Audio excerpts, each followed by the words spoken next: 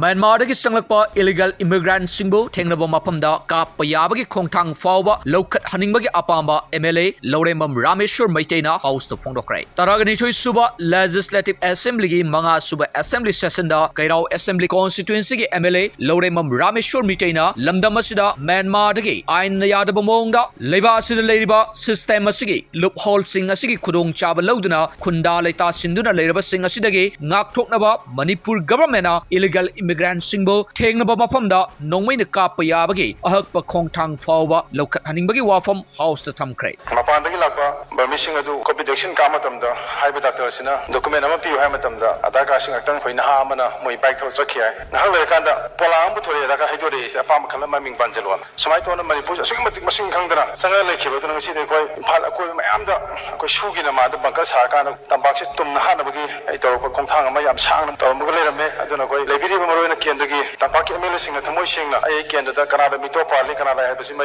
Tiggling a Pambale, Palweski, Zagamada, Masi, Queen, Cookie, Lawama, the Main Pale, Ivan Pisuna, Ivan Pisina, Haiba Zagabagi, Low Parikun, Miming, the Shelle, Hosikian Tabada, Haiba, Cookie, Lavosing, Maming, one crabby, sing Navale, I was in Palweski Zagada, I tell the Panjari, so my ton of Koshi, I'm Shangna, so my Mito man, Wumsalakanda, Yellow Mams, Zad, Wumsalaka, Nagagis and Omam Sukara, Sit the Kansan, Lam Semoy, Yamana, sing Jakoi, Maitena, Tabaya,